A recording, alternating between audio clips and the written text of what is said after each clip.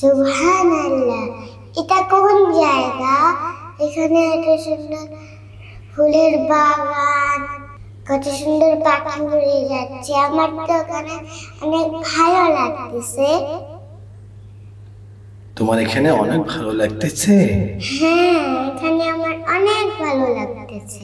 তুমি জানতে চাও তুমি কোথায় আছো? হ্যাঁ, জানতে চাই। তুমি এখন জান্নাতে আছো।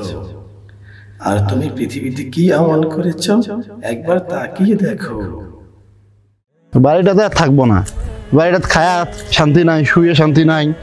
বাড়িটা আসলেই খালি অশান্তি, খালি চিল্লি। এ বাড়িতে আর থাকবো না, বাড়ি আর ঢুকবোই না, আসবোই না। আঙ্কেল, আসসালামু আলাইকুম। রে মেয়ে আবার কি? এমনিতে মন মেজাজ ভালো নয়। যাও এখান থেকে, যাও। ইস ওমা, ইস আল্লাহ গো, ও মা গো, ইস কি ব্যথাটা পাইলাম রে। আঙ্কেল, আরে ও বাবা গো। আঙ্কেল, আপনি পড়ে গেছেন ঠিক আছে, আপনি অনেক ব্যথাও পাইছেন, কিন্তু এখানে তো আপনি একটা ভুলও করছেন। রে আবার কি ভুল করছি? তোমার না বলছি যাও এখান থেকে। আবার আসছো কেন? আমি এই জায়গায় পড়ে যায় ব্যথা পায়, সেই অবস্থা খারাপ আমার পায়ের। আঙ্কেল, আপনি কি ভুল করছেন জানতে চান? আচ্ছা বলো তো, তুমি বলো কি ভুল করছি, আমি বলো একটু শুনি। আপনি যে পড়ে গিয়ে ও মা ও বাবা বললেন, এটা তো বলা যাবে না। কখনো কোনো বিপদ আপদে পড়লে ইন্না লিল্লাহ বলতে হয়, তাহলে আল্লাহ তাআলা সেই বিপদ থেকে রক্ষা করেন। হ্যাঁ হয়েছে, যাও তুমি এখান থেকে যাও। দরটুক মেয়ে না, অত বড় কথা। তুমি যাও এখান থেকে, যাও। আঙ্কেল, আপনি আমার উপর রাগ করিয়েন না, আর আপনি আমার কথাগুলো ভেবে দেখি। তুমি যাও তো, একটু মেয়ের কথা আবার ভেবে দেখো। পা ধরে বাসি না, ডাক্তারের কাছে মনে হয়।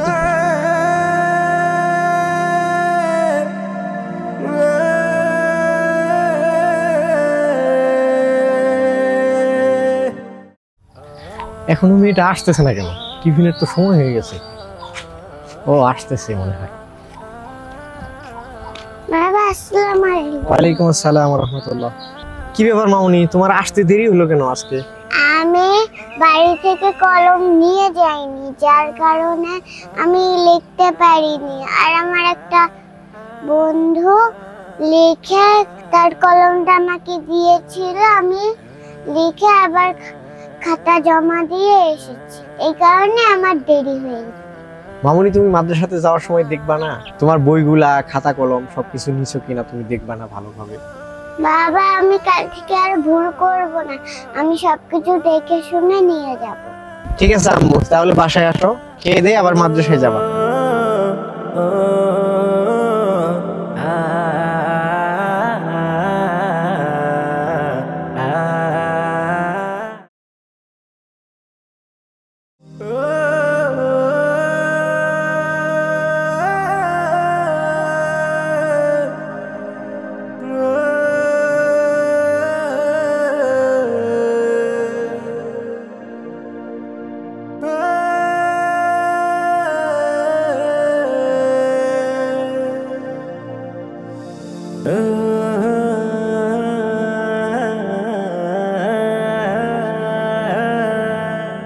কি ব্যাপার, সোহেল না এখানে বসে আছে কেন? কি ব্যাপার? আসসালামু আলাইকুম বন্ধু, কি অবস্থা? রাখতো সালাম। তুই আবার কোথেকে আসলি? এই তো আমি একটু নামাজে যাব। আচ্ছা নামাজে যাবি, তাহলে একটু বসতো, তোর সাথে একটু কথা আছে।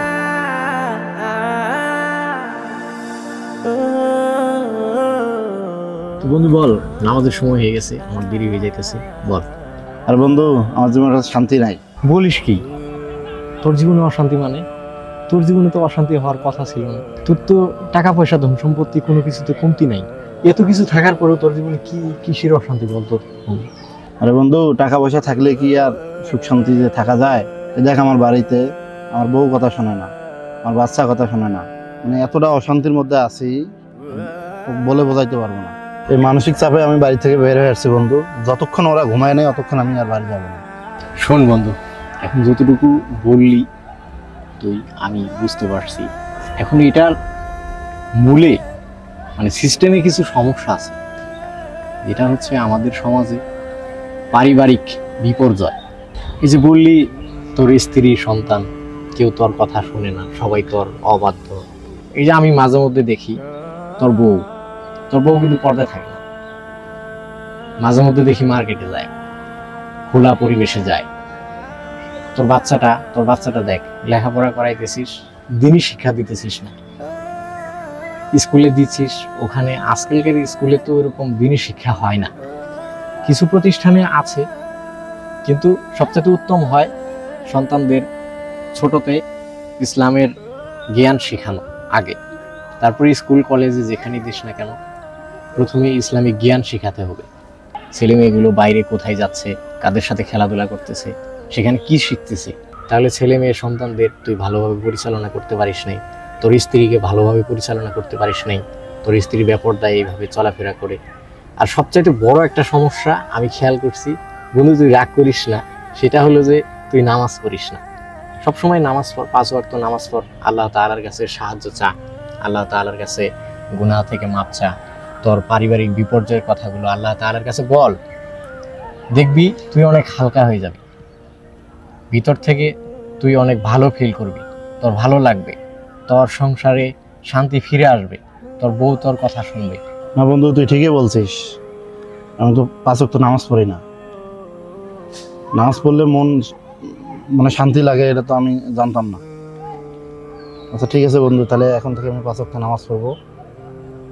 আমার বাসায় আমার বউ বাচ্চা এদেরকে পর্দার সহিত রাখার ব্যবস্থা করবো। আর আমার ছেলেটাকে দেখি দিনই শিক্ষা শিক্ষিত করার ব্যবস্থা গ্রহণ করবো। ওকে যে আমি মাদ্রাসায় ভর্তি করে দেবো। যাক বন্ধু, তুই এখন বুঝতে পারছিস, বিষয়টা আমারও ভালো লাগলো।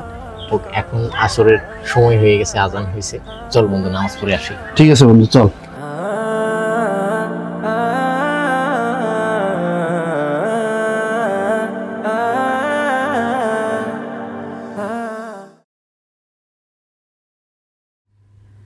ও, আমি এই আমল করেছি বলে আমাকে জান্নাত দান করা হয়েছে। হ্যাঁ, তুমি পৃথিবীতে অনেক ভালো ভালো আমল করেছো, এই জন্য আল্লাহ তাআলা খুশি হয়ে তোমাকে জান্নাত দান করেছে। তুমি এখন অনন্তকালে জান্নাতেই থাকবে, জান্নাতেই থাকবে।